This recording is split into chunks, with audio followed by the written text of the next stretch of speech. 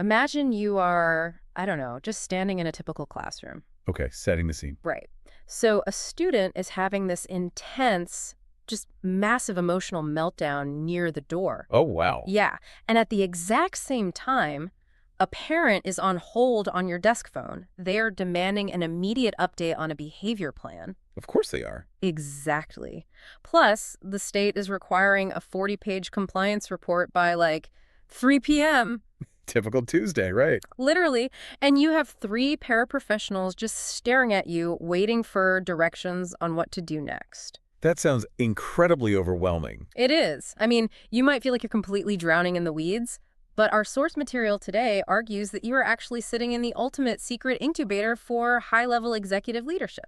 Which is just honestly such a jarring perspective shift. Yeah. Yeah, because we are so socially conditioned to see leadership as, something that happens in a boardroom Yeah. or some corner office far away from the front lines. Me too. But if you look closely at the mechanics of managing a chaotic, under-resourced classroom, I mean, the parallel to running an entire organization is just undeniable. Well, welcome to the deep dive. Today, we are exploring a really incredible resource that completely flips the script on what it means to become a leader. And this applies whether you're in education, corporate management, or, just leading a community team. Exactly.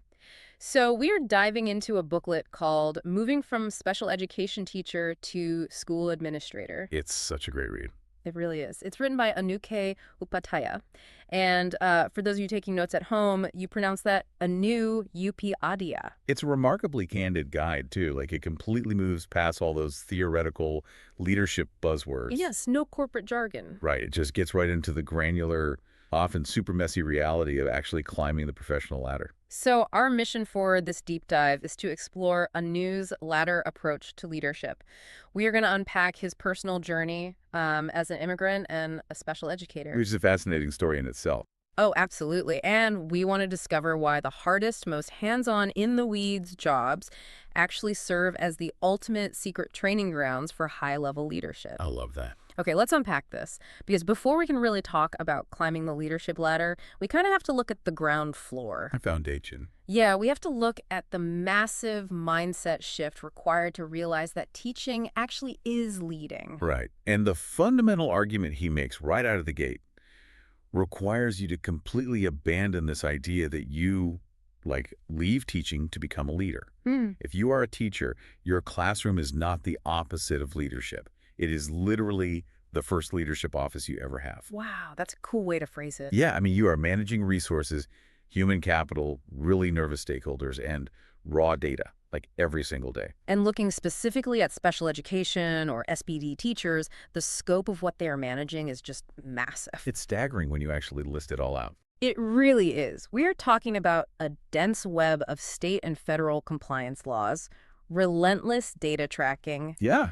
daily parent communication, navigating incredibly complex student behavior, and literal crisis response, all before lunch. Right. They act as this critical bridge between the students, the families, the general education teachers, and the whole district. They're everywhere all at once. Exactly. They operate from the absolute middle of the system, and that middle position forces them to interact with every single level of the hierarchy. Oh, I see. Yeah, so it gives them this school-wide view, long before they ever hold an actual school-wide title. They see firsthand exactly where the gaps are between a broad district policy and a single child's reality. Thinking about this, SB teachers are essentially the air traffic controllers of the education system. Oh, I like that analogy. Right, because they are juggling these competing emergencies, severely limited resources, and intense emotions, all without losing sight of the individual plane, meaning the student landing safely. That is spot on.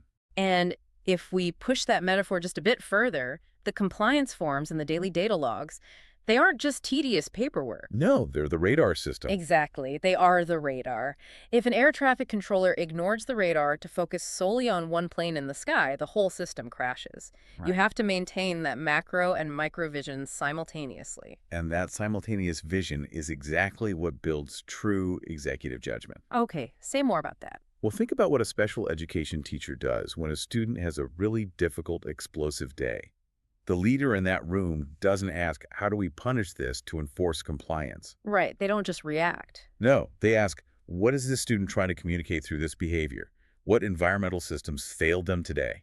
That is a huge distinction. It is. That specific ability, the ability to read people, read the data behind the behavior, and then adjust the environment in real time, that is the exact same muscle required to run a healthy organization. You are balancing deep empathy with absolute accountability. So if these teachers already possess these immense tested skills, how do they actually make the leap to the next office? Because that's the hard part, right? Yeah, the transition is tough, and that introduces Anu's titular framework here, the ladder approach. The latter approach. Yes. The core thesis is that promotion is the visible result of invisible preparation. Growth happens one step, one lesson, and one mentor at a time. Visible result of invisible preparation. I love that phrasing. It's powerful, right? Yeah. He emphasizes that every single rung matters. Even the really uncomfortable lateral moves or the ones that feel agonizingly slow. Which nobody wants to do. Exactly. But Anu's own background proves why it's necessary. I mean, he didn't just walk straight into administration. Right, he had a whole journey. A huge journey. He moved from general education to special education. He became a department chair, worked as an IT technology coordinator. Wait, IT? Yeah, IT. Then an assistant principal, a SPED director in both rural and urban districts, a data analyst, and eventually a federal monitor for the Virginia Department of Education. Talk about wearing a lot of hats. Seriously.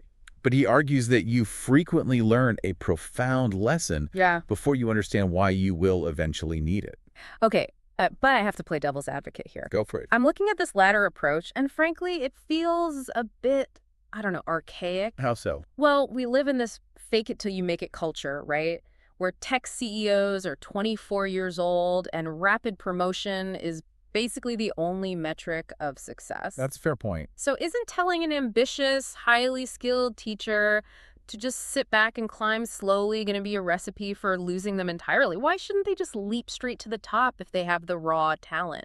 If we connect this to the bigger picture, ambition without preparation is actively dangerous. Dangerous. Yes. In education, unlike a tech startup where you can just, pivot if a software launch fails, your decisions affect vulnerable lives. They affect anxious families and entire community ecosystems. Oh, right. You can't just release a patch for a kid's education. Exactly. Skipping rungs on the ladder means missing the invisible lessons that prevent catastrophic failure later on. That makes a lot of sense. I imagine if you skip the rung where you learn how to handle, say, an angry parent or a highly defensive colleague. You'll freeze. Right. You're going to be completely paralyzed when you're suddenly the principal and there's a massive community uproar over a new district policy. You won't have any foundational skills to fall back on. Consider a teacher who takes on a lateral, seemingly unglamorous role, like mentoring a struggling peer. Okay. By doing that highly uncomfortable work now, they learn how to deliver critical feedback without destroying trust. Which is incredibly hard to do. It's an art form. If you leapfrog straight into an executive role without ever navigating peer-to-peer conflict, your first attempt at correcting an employee will likely come off as an attack. And then you lose them? You will damage the culture of that building instantly. The title gives you authority, sure, but only the preparation gives you actual credibility. It reminds me of his time as an IT technology coordinator that you mentioned.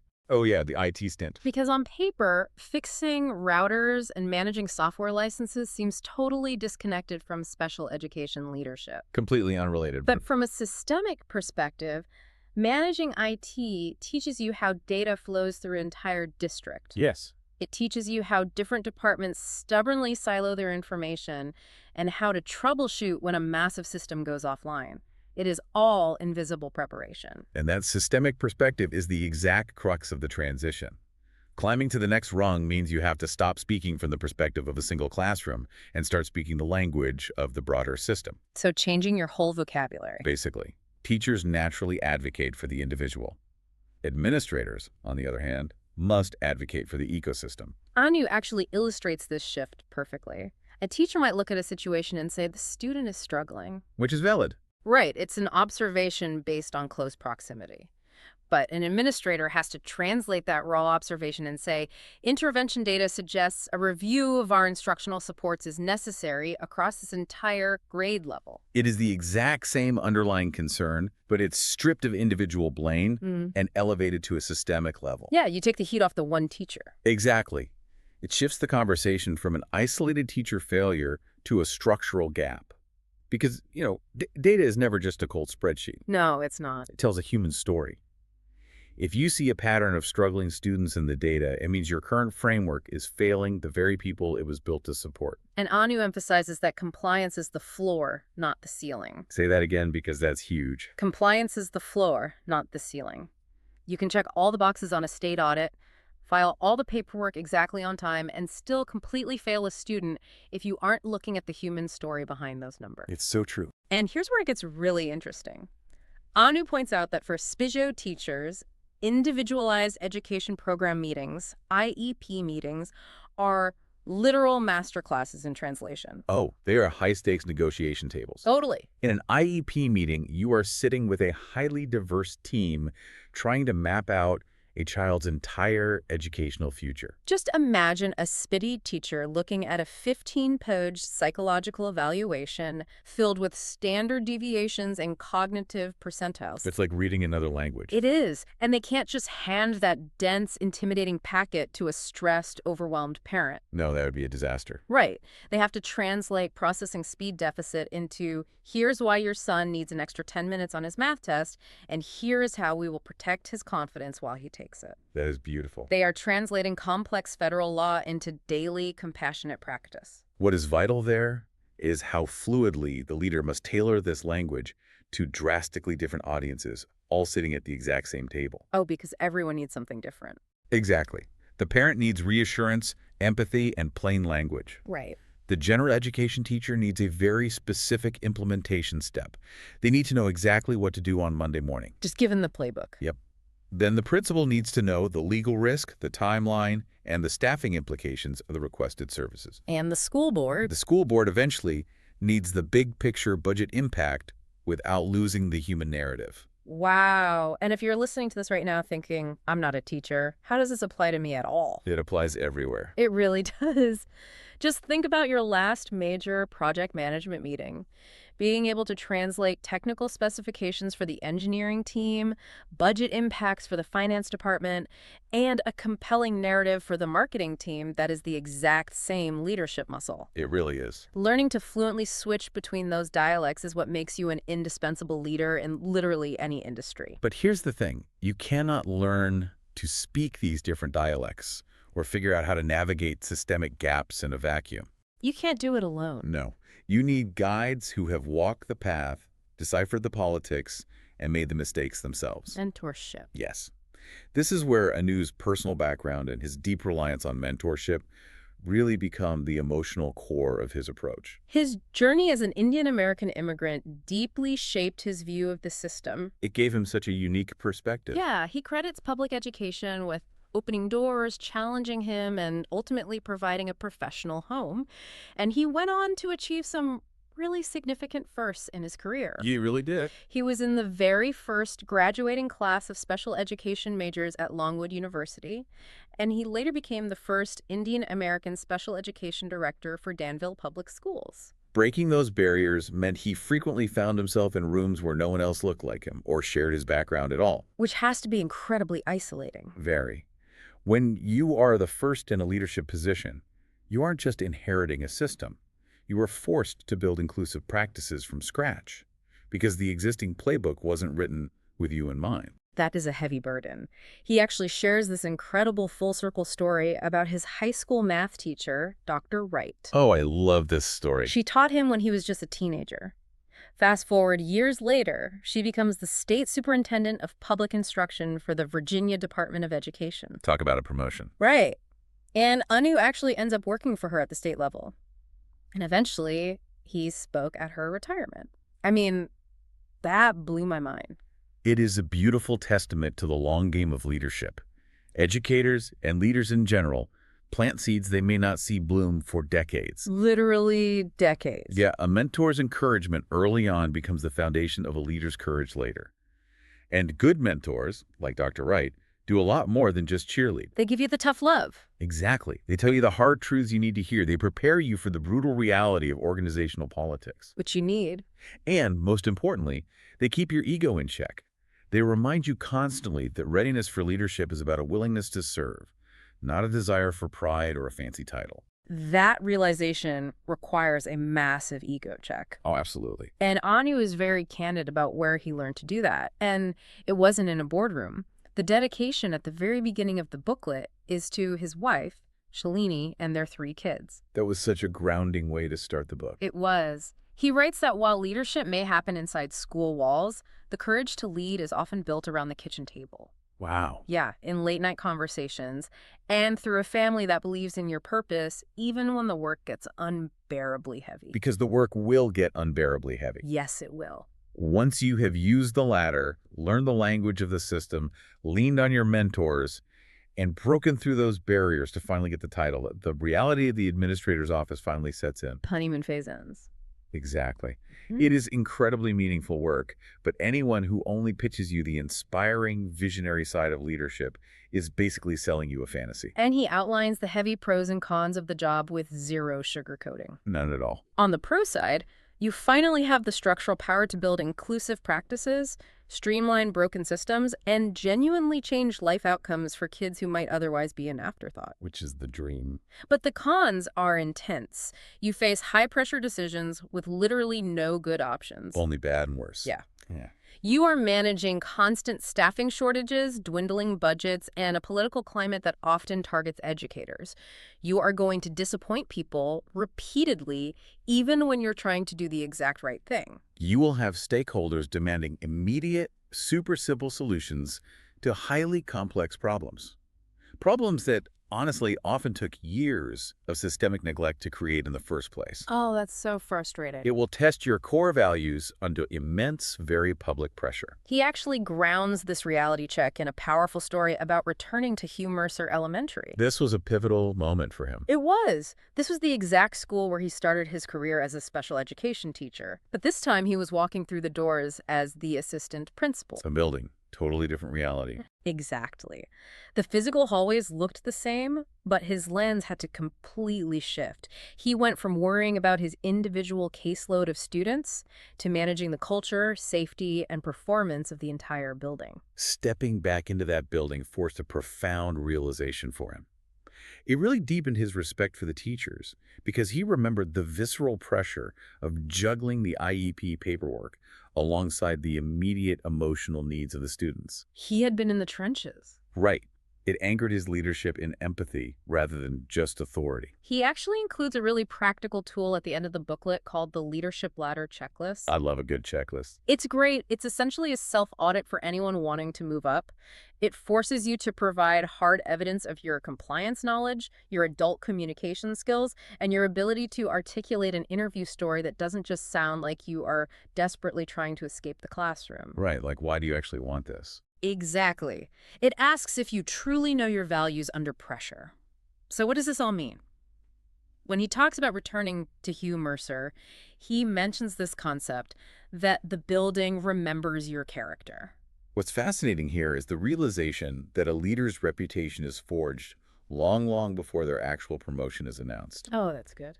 When Anu walked back into that building as an administrator, he understood that people don't remember the brilliant meeting agendas you wrote 5 years ago. Nobody cares about the agendas. They do not care about your flawless data spreadsheets either. They remember how you treated them. Yeah. They remember if you were fair during a conflict. They remember if you offered to cover a class when they were completely overwhelmed.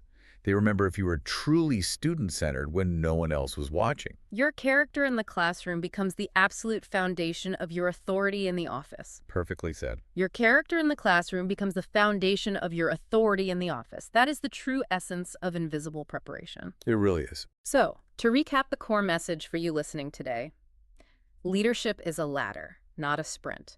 If you are a special education teacher or anyone managing complex systems from the middle of an organization, you are already practicing high-level leadership every single day. You're already doing it. True advancement isn't about rushing to grab a title. It is about purposefully serving the system and learning the required lessons on every single rung. The uncomfortable conversations, the lateral career moves, the moments where you have to translate dense data into compelling human stories that is your invisible preparation. The work you do in the shadows completely determines how you will stand in the spotlight. Which leaves me with a final thought for you to mull over. If, as Arnu says, the building remembers your character, what invisible seeds of reputation are you planting in your current role today that will completely define the type of leader you are 5 years from now? That's a great question. Are you building a foundation of trust, or are you just sprinting in the dark? Thank you for joining us on this deep dive. Thanks, everyone. Keep climbing your ladder, one purposeful step at a time. We'll see you next time.